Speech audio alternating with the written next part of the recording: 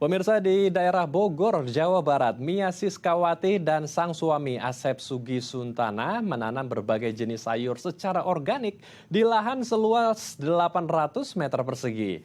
Berkebun tanpa menggunakan bahan kimia, mereka melakukan hal ini sebagai langkah untuk menjaga kesehatan bumi sekaligus menciptakan bahan pangan yang sehat untuk keluarga tercinta.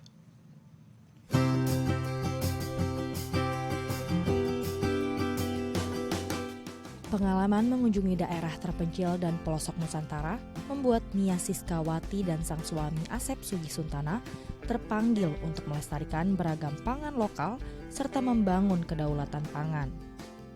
Pasangan suami istri yang berprofesi sebagai dosen ini membangun kebun pangan dengan pendekatan agroekologi, di mana kebun yang dibangun menggunakan sistem ramah lingkungan karena menggunakan pupuk dan pestisida alami yang berasal dari sekitar kebun seperti daun kering dan limbah bahan masakan dari dapur. Kebun ini juga menjaga ekosistem alami yang saling menguntungkan, seperti menanam tanaman atau bunga refugia yang menjadi tempat hidup serangga, sehingga tanaman ini mampu mengurangi hama sekaligus membantu menjaga kesuburan tanah serta menjaga kelembapan tanah. Tanaman yang ada di kebun ini pun mampu menjadi masakan sehat yang penuh nutrisi untuk keluarga tercinta, seperti daun genjer yang ditumis dengan bawang merah, bawang putih, daun salam, dan berbagai masakan lezat lainnya.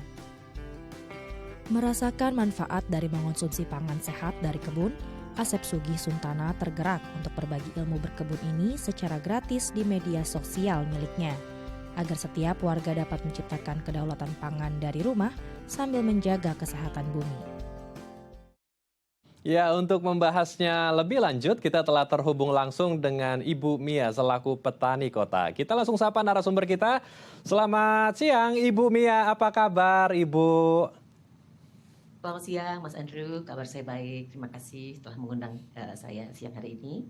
Terima kasih kembali sudah berkenan untuk bergabung bersama kami di Halo Indonesia. Kita langsung saja ngobrol-ngobrol seru nih Bu. Di kebun Ibu namanya kebun hiris ya. Tadi kita lihat asri sekali, hijau sekali dengan menggunakan metode agroekologi. Nah ini konsepnya kalau tidak salah seperti permakultur ya. Jadi kita tidak hanya menanam tanaman secara organik tapi ada konsep hidup yang selaras dengan alam. Karena kita menciptakan circle dari alam, oleh alam, dan untuk alam. Nah ini boleh diceritakan Bu Mia, dapat konsep agroekologi ini dari mana dan sebetulnya seperti apa sih Bu agroekologi ini secara umum?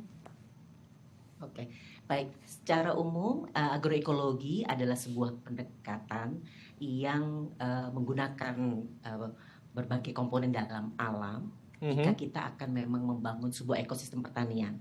Dan bukan cuma menggunakan komponen dari alam, tetapi setelah dia ramah lingkungan dan juga sebetulnya akan membangun keseimbangan alam ya di ekosistem tersebut, sehingga menggabungkan prinsip-prinsip pelestarian ekologi ya di dalam tadi ya mengembangkan ekosistem pertanian atau agroekosistem. Itu prinsip utama dari agroekologi. Sehingga memang yang kami gunakan banyak sekali tanaman lokal yang sangat beragam, kami menanamnya sangat beragam, dan juga tanaman-tanaman yang bisa mengundang tadi ya, ada serangga baik yang bisa menjadi predator dari serangga-serangga yang biasanya dikatakan sebagai hama.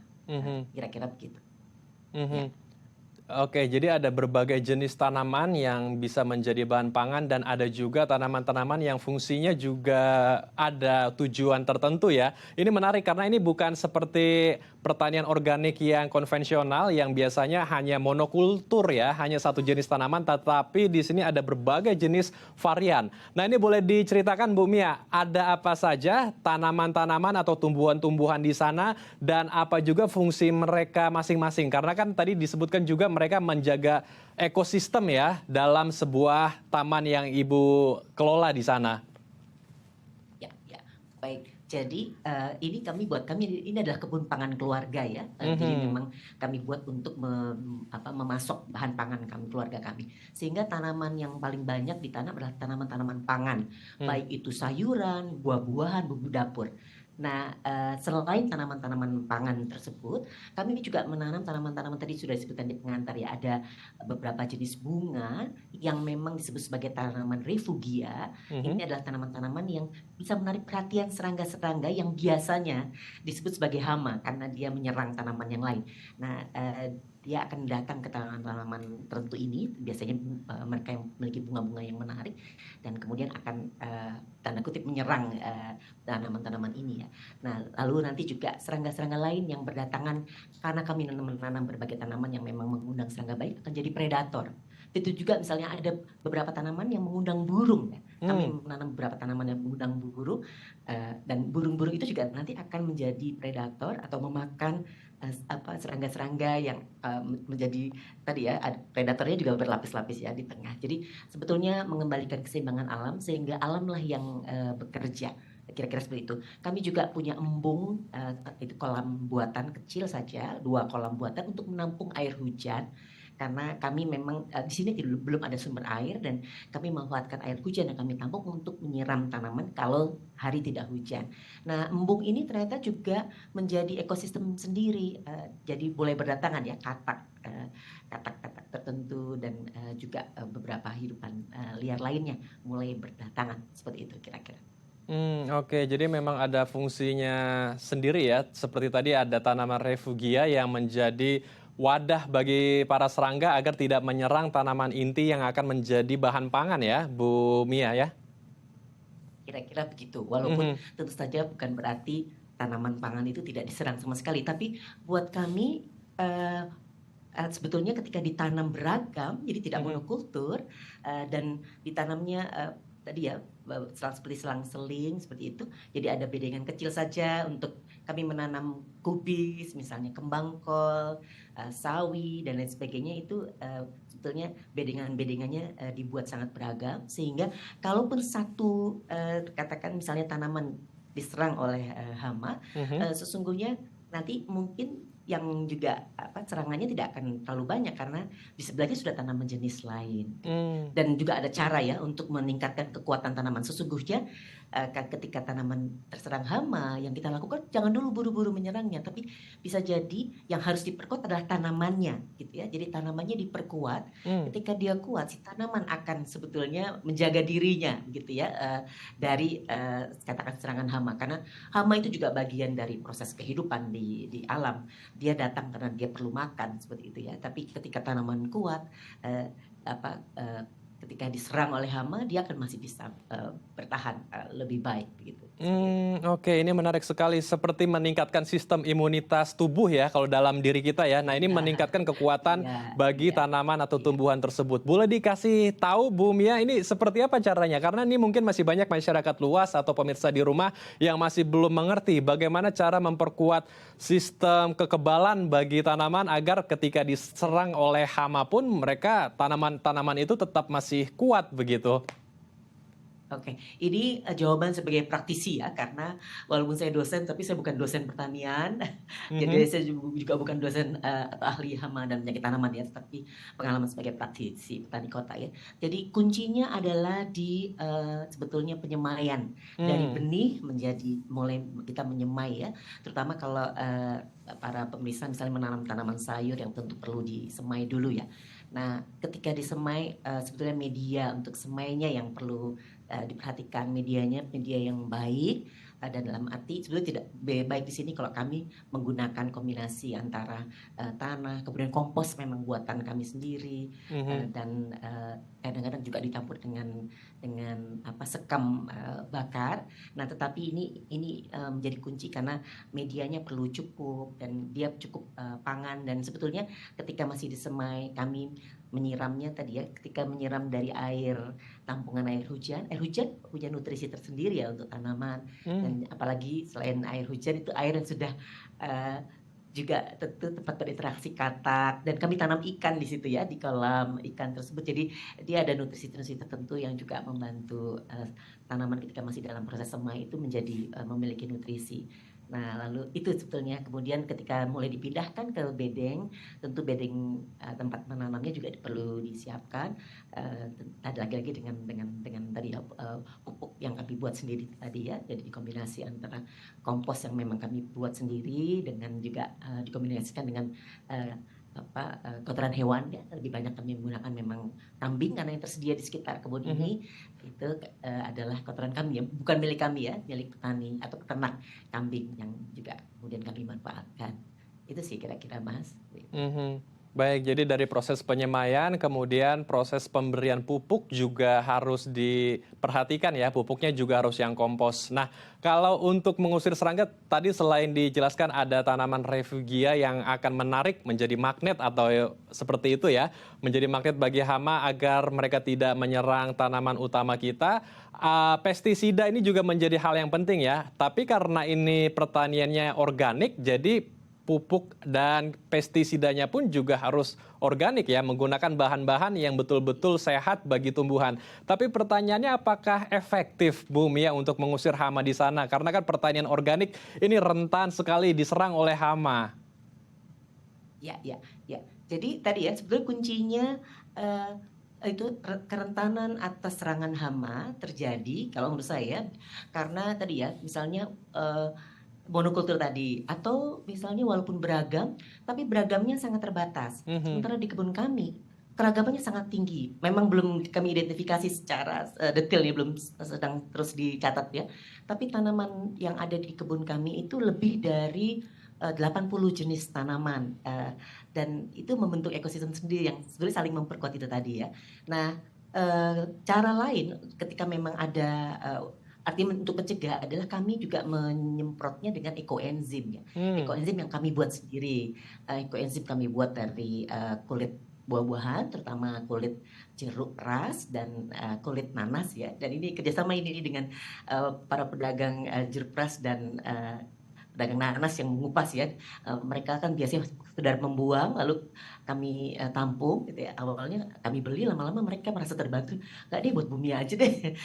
Tapi biasanya kami Mhm. bertukar, lalu nanti kalau panen kami bagi juga mereka ya. Nah itu di dua limbah tersebut, kulit nanas dan kulit jeruk kami gunakan sebagai bahan untuk ekoenzim kami buat di rumah ya dengan tong-tong bekas. Dan nanti hasilnya kemudian dibawa ke kebun dan itu disemprotkan secara rutin. Mhm. Jadi ekoenzim itu Baik. dari pengalaman kami selain fungsi sebagai pupuk cair juga sebagai pestisida Mhm. alami ya seperti itu.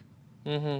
Baik, jadi kembali lagi ya menggunakan bahan-bahan yang benar-benar organik yang sudah tidak digunakan lagi, apalagi yang biasanya dari dapur memasak, sebetulnya bahan-bahan dapur yang tidak bisa digunakan lagi bisa diolah kembali ya menjadi pestisida organik ya, seperti tadi yang sudah disebutkan menjadi ekoenzim. Baik, menarik sekali perbincangan kita, Bu Mia. Kita akan lanjutkan namun usai jeda ya, Bu Mia. Baik pemirsa, kami akan kembali sesaat lagi, tetaplah bersama kami.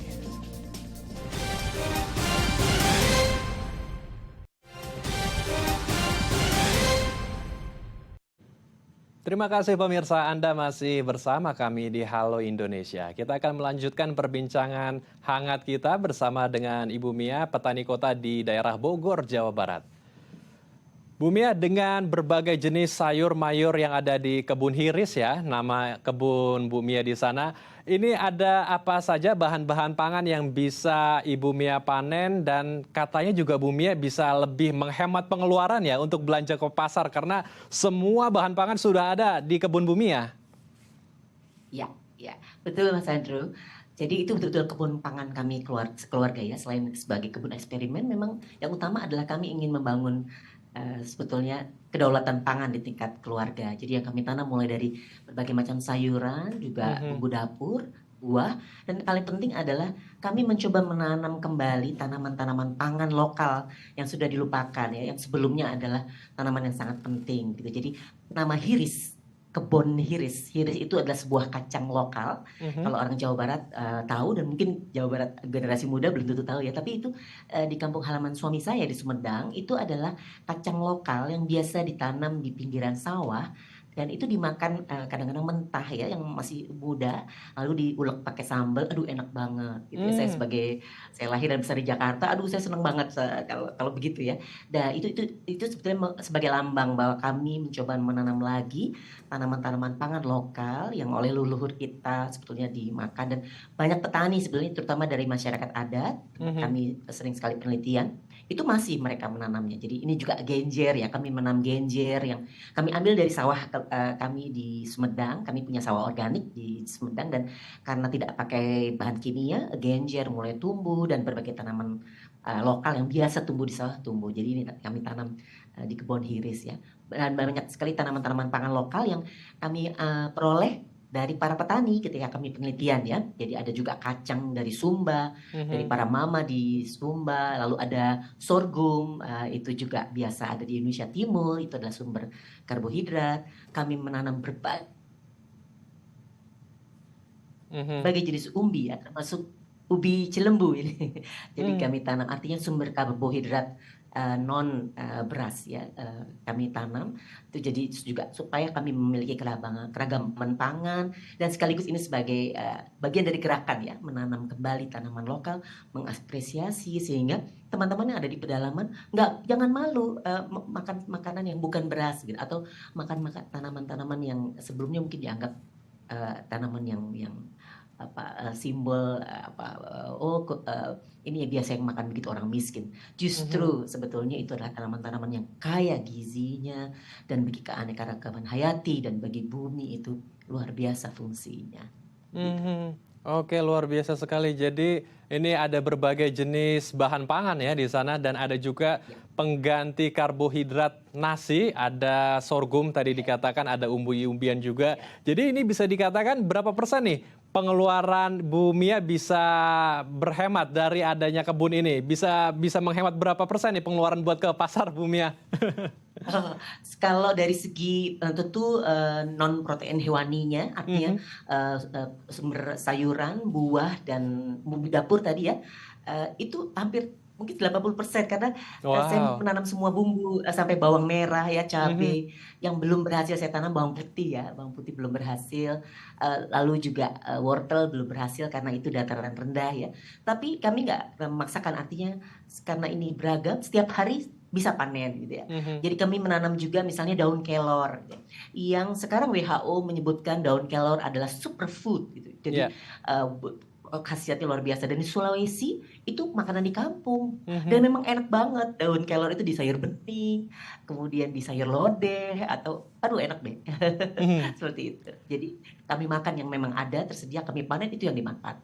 Mhm, oke, luar biasa. Ini bisa menjadi sebuah solusi ya di tengah krisis pangan yang sedang kita hadapi dunia, bahkan menjadi isu global juga yang sedang kita hadapi saat ini ya. Kita tahu juga saat ini harga-harga bahan pokok juga sedang meningkat tinggi. Nah, terakhir Bu Mia, apa pesan Ibu Mia bagi masyarakat luas, bagi pemirsa di rumah yang ingin mencoba menjadi petani di rumahnya sendiri, mungkin dengan lahan yang terbatas, tapi karena kan kalau kita lihat agroekologi ini lahannya cukup luas ya. Bagaimana ketika ada pemirsa di rumah yang ingin mencoba menjadi petani rumahan dengan menerapkan agroekologi, namun dengan lahan yang terbatas, Bu Mia? Batas.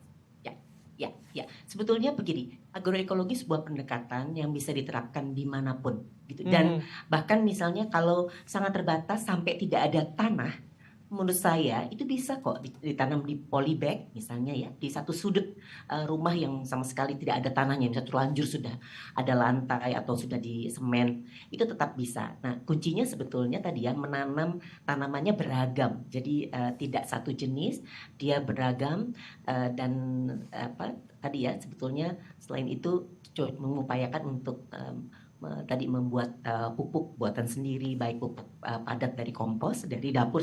Kami selalu membuat juga kompos dari rumah, selain juga di kebun tentu saja, dari sampah limbah rumah tangga ya, artinya memasak Mhm. bisa semua kulit bisa dibuat bahan kompos, dan juga kemudian tadi yang membuat pupuk cair yang juga bisa berfungsi sebagai bahan pestisida Mhm, alami. baik. Juga misalnya bekas bawang merah, bawang putih itu Ya. direndam, itu juga bisa menjadi pupuk sekaligus pestisida alami. Jadi bisa dilakukan di mana saja, dan Mhm. dimulai dengan yang mudah saja. Misalnya nanam cabai dan tomat dulu deh. Ya. Aduh lumayan loh, lumayan menghemat itu cabai dan tomat misalnya Mhm. seperti itu.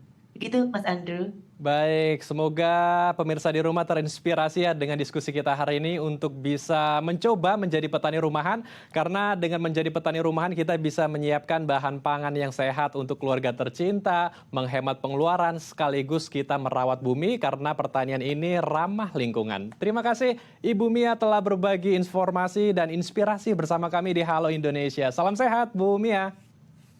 Salam sehat selalu Mas Andrew dan teman-teman semua. Terima kasih. Selamat siang. Pemirsa, seperti apa kegiatan komunitas kita mengabdi yang meningkatkan literasi anak-anak di Kota Medan, Sumatera Utara? Informasinya usai jeda, tetap di Halo Indonesia.